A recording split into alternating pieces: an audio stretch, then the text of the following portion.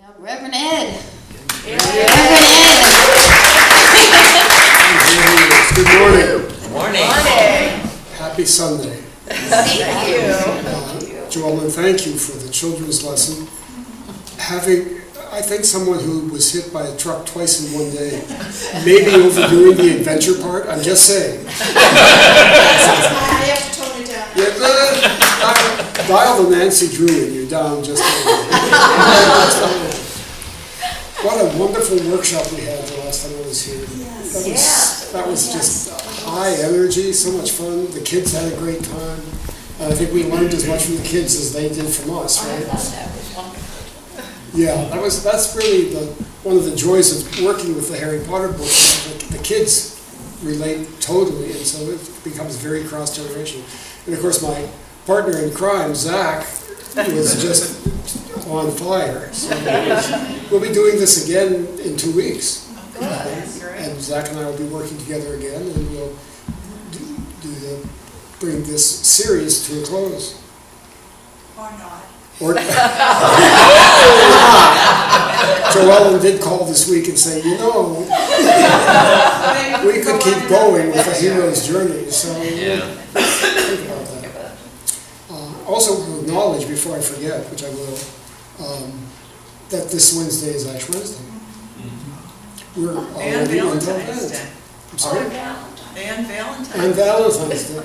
And Valentine's Day. So you better eat the Valentine's chocolate fast, because you'll be giving it up for that.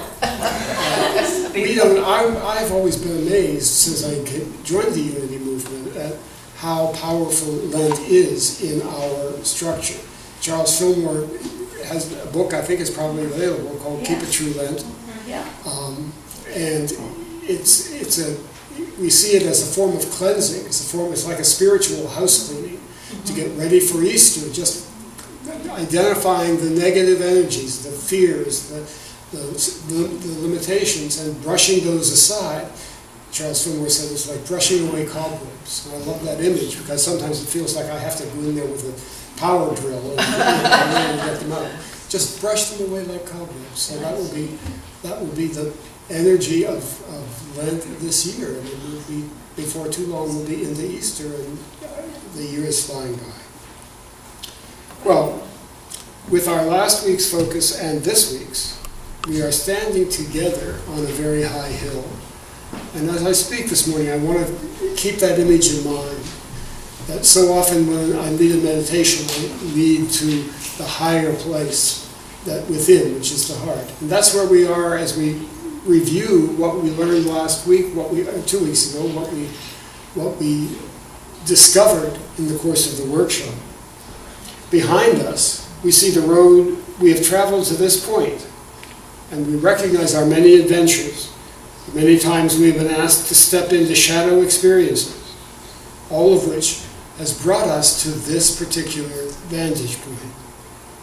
We are not who we were when we started out, and I would say that's true for everybody in the room, and I mean everybody in the room. We have learned from our mistakes. We have learned from our fears. We have learned from every instance of trust or desperation that moved us forward.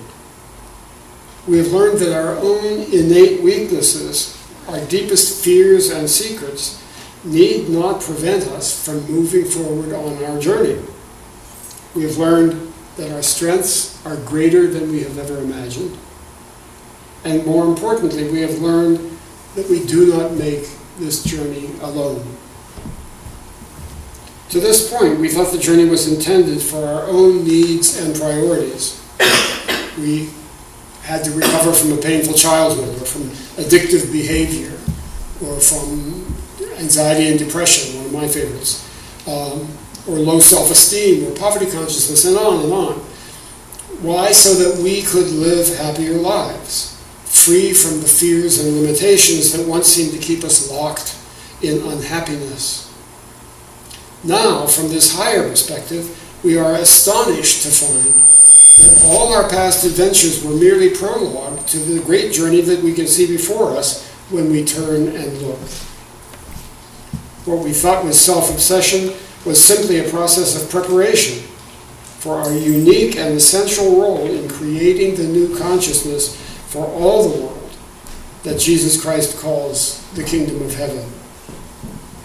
We have been heroes in our own lives, stepping outside our personal comfort zones again and again and again, following a nameless calling, an urge that would not let us settle for limited life experiences. Now we find ourselves prepared, like it or not, believe it or not, prepared to be heroes in a bigger story. And so we take advantage of this moment of uplifted perspective to appreciate the stages that have expressed again and again in our adventure so far, knowing that they will guide us forward on our own creative journey. First, every new adventure begins with a sense of dissatisfaction with our present life experience. Harry Potter leads a very bleak life with the Dursleys, wearing hand-me-down clothes, being bullied at school, you name it, and he has experienced that. Yet there are unusual occurrences even in the midst of that experience. He finds himself on a rooftop escaping bullies without ever knowing how he really got there. He finds himself freeing a giant snake, not my idea of a good thing, freeing a giant snake to return to his homeland without really knowing how he dissolved that glass and how he made it happen. And then comes the major unusual occurrence, which is the first owl with an invitation in its beak. And so that becomes a call to action. The invitation is a call to action. Come to Hogwarts. You have a place in the next class. And then once we have decided to explore this unusual occurrence, our initial response can be resistance. Oh no, this must be a mistake. I can't do it. There must be an easier way. You must have the wrong person in mind here. It's Mr. Dursley trying to escape all the owls by driving all over England, trying to hide from them. Ending up on a deserted island in the middle of nowhere, and still the owls find him, and the call to action is there nonetheless. But when the call to action becomes stronger than our resistance, we make a commitment to moving forward. We encounter a number of friends and teachers who help us move forward, sometimes by providing assistance, sometimes by getting in our faces and making nuisances of themselves to keep us alert and moving forward. This would be Ron and Hermione and Dumbledore, of course. And my personal favorite, Neville, who, when you first meet him, it seems like he's going to be a very insignificant part of the story. He just gets in their way and trips them up and tells them they shouldn't be disobeying the law, and they have to put him to sleep, they have to paralyze him. But eventually, it turns out that he has a great deal to offer and a great deal to bring to the journey. We learn more about the skills we need to master. We need how to use our wands, and not to give too much away, but our workshop in 2 weeks will very much involve the use of wands, the expression of magic. How do we express our own magic? You learn, of course, Harry learns potions and herbology and many different things, and he learns Quidditch. He learns that he's very good at riding on a broomstick and playing a kind of form of volleyball or something up there in the sky. Resistance appears again. It continually appears. How many times in the course of the story does Harry Potter say, I can't do this? It's all more than I expected. It's tempting to go back. But somehow we know that we could never be satisfied. The boredom that started all this would be even greater, even more intensified if we went back to square one and wondered what would have happened if we had persevered. I have often said in the course of my 12-step recovery that what kept me going through those crazy early days when I was sure I couldn't do it and, just looking for an excuse to go back up. What kept me going was curiosity. I know how this feels. What if tomorrow is the day when all those stupid promises comes true? What if I missed it by one day? That would be horrible. So I'll try one more day, and then it's another day. I was always curious about what would happen next. I didn't believe what would happen, but I was curious to see. And so we struggle forward, at least until we can't do that any longer. Having chosen not to go back, we find that we can't go forward either. We feel imprisoned, paralyzed, with no clue of what to do next. And this, my friends, is what is known as the dark night of the soul. It's when, having committed to go forward, the irony is that we then find ourselves paralyzed. We find ourselves locked in by the very fears that have been frightening us all the way along. They seem to have won. We are in a prison of some sort. Within limitations of some sort. And then the requirement is that we surrender. But in the most negative sense of that word, we're surrendering to hopelessness. It's no use. I'll just have to die here. Do you ever hear that, feel that, say that in your deepest despair? Okay, I'll just sit here and die. Drama is very much a part of my life. And this is where we left our appreciation of the stages of adventure last week, or 2 weeks ago, in the dark night of the soul, in which our own efforts, our own tools, our own beliefs no longer work. And that is a powerful and frightening place to be. It's when even prayer won't work. Saying the words won't do it. I feel absolutely trapped, but all is not lost. The heart of the journey is just beginning to express. And we're going to take the other half of the journey when we come back again in 2 weeks. But I really want you to be in that dark night of the soul, to feel the richness of it. I said 2 weeks ago that the very phrase comes from St. John of the Cross, one of my favorite Christian mystics. His writings are phenomenal. And it's been misused and misunderstood through history. We think that the dark night of the soul is a horrible place to be, like a colder version of hell or something, I don't know.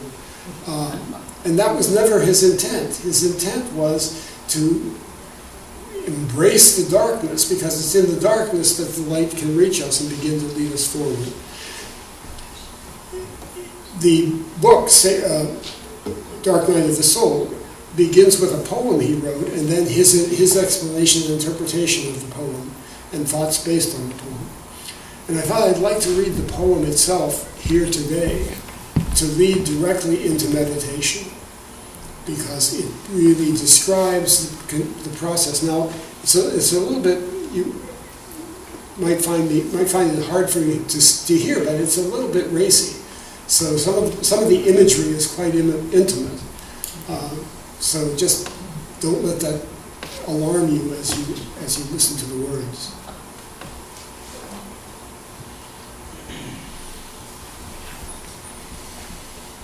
On a dark and stormy night, starving for love and deep in flame, oh happy, lucky light. Unseen, I slip away. My house at last is calm and safe. Darkly free from light, disguised and down a secret way. Oh happy, lucky flight.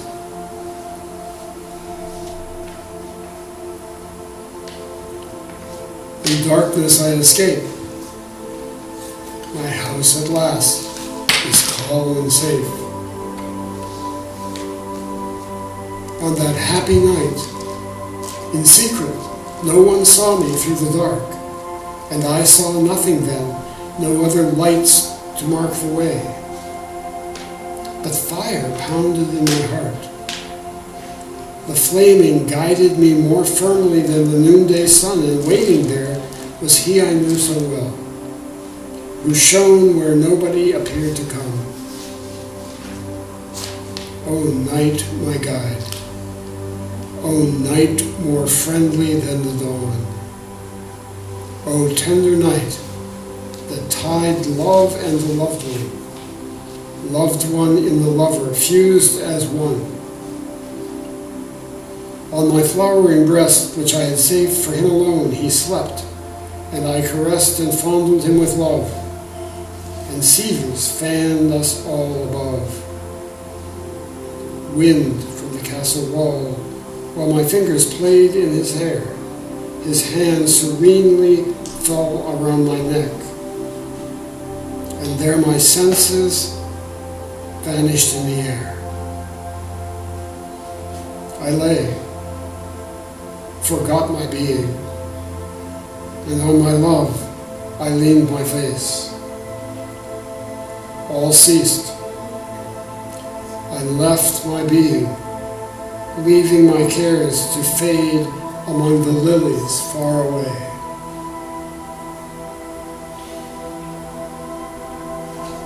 And I feel the dark embracing me.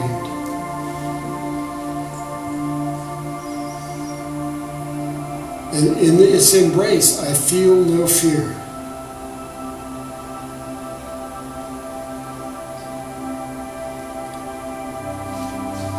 And I know that my experience in the dark is not something I can accomplish through my senses,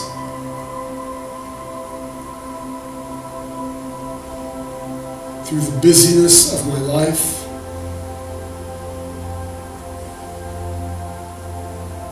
All that I leave behind, and I am spirit.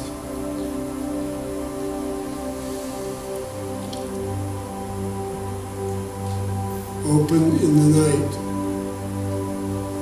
to receive the guidance of my own spirit being.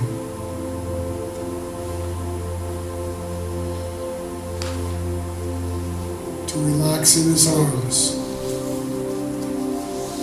to feel the love.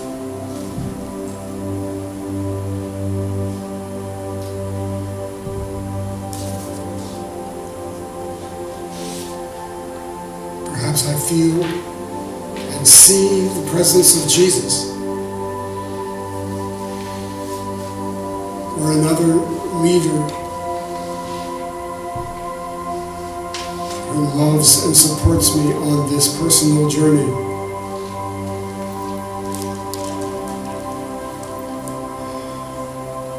I rest in his bosom. I am at peace.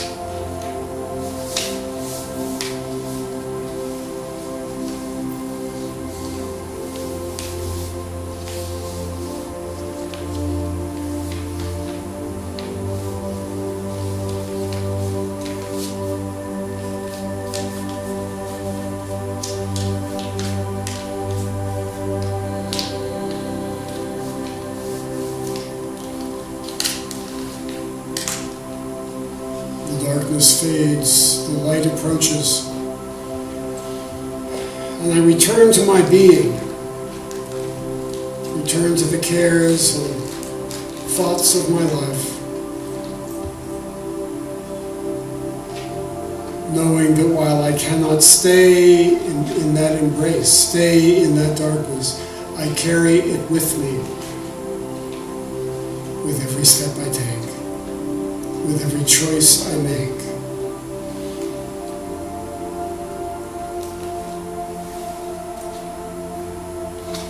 And so I turn,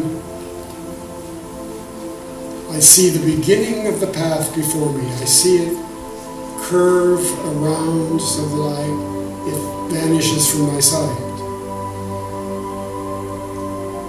I take one step, and then another step. My journey continues in ways I can only imagine. And as it does, I will forever say, to that source of love and light within me. Thank you. Thank you, Spirit. Thank you.